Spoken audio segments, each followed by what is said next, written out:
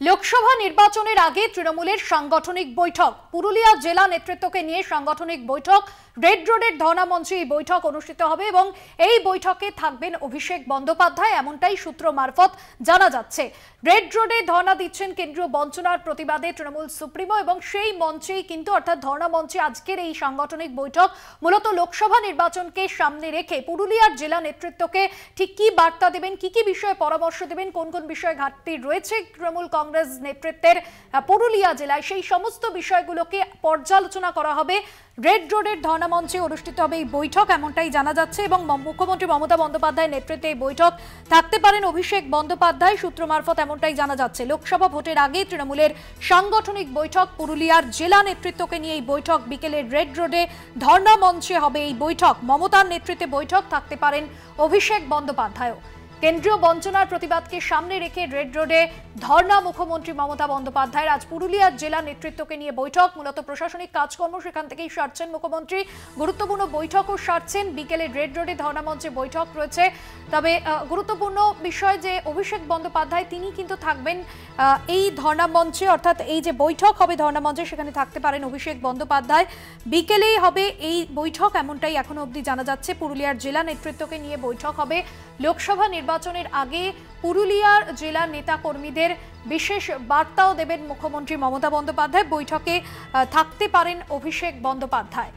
বিশেষ প্রতিনিধি দেবজ্যোতি ঘোষ রয়েছেন আমাদের সঙ্গে ফোন লাইনে। দেবজ্যোতি দা, কি জানা যাচ্ছে এই বিষয়ে, কখন হতে চলেছে এই বৈঠক এবং কারা কারা থাকছেন এই বৈঠকে? রোডে তৃণমূল কংগ্রেসের যে কেন্দ্রীয় বঞ্চনার বিরুদ্ধে বিক্ষোভ কর্মসূচি চলছে সেখানেই কিন্তু এই বৈঠক হবে এবং পুরুলিয়া জেলা নেতৃত্বরা সেখানে উপস্থিত থাকবেন তৃণমূল কংগ্রেসের নেত্রী মমতা বন্দ্যোপাধ্যায়, উপস্থিত থাকতে পারেন অভিষেক বন্দ্যোপাধ্যায়। পুরুলিয়া জেলার সমস্ত বিধায়কদের পাশাপাশি সমস্ত যারা জনপ্রতিনিধি আছেন তারা উপস্থিত থাকবেন এবং শাখা সংগঠনের নেতৃত্ব উপস্থিত থাকবেন। অর্থাৎ লোকসভা নির্বাচনের আগে সংগঠনকে চাঙ্গা করতে তৃণমূল নেত্রী গত কয়েকদিন ধরে বিভিন্ন জেলার প্রশাসনিক বৈঠক করছেন। এর আগে পুরুলিয়ার বৈঠক এখনো পর্যন্ত তিনি করেননি। এর আগে তিনি বৈঠক যেগুলো শেষ করেছেন পূর্ব বর্ধমান, পশ্চিম বর্ধমান, এছাড়াও মুর্শিদাবাদের বৈঠক শেষ করেছেন। এরপর তিনি আজকে পুরুলিয়ার নেতৃত্বের সঙ্গে বৈঠক করবেন এবং সেখানে বেশ কিছু গুরুত্বপূর্ণ, কারণ পুরুলিয়াতে যে লোকসভা রয়েছে সেই লোকসভায় তৃণমূল কংগ্রেস গতবার পরাজিত হয়েছিলেন, সেই আসনটি উদ্ধারের জন্যই কিন্তু তৃণমূল নেতৃত্বের আজকে বৈঠক, অত্যন্ত রাজনৈতিকভাবে তাৎপর্যপূর্ণ। তবে দেখো, স্মরণকালে যেটা দেখা যায়নি গত কয়েকদিন ধরে সেটা দেখা যাচ্ছে যে একেবারে রেড রোডের যে অবস্থান মঞ্চ সেখানে কিন্তু তৃণমূল কংগ্রেসের এই সাংগঠনিক বৈঠক অত্যন্ত রাজনৈতিকভাবে গুরুত্বপূর্ণ।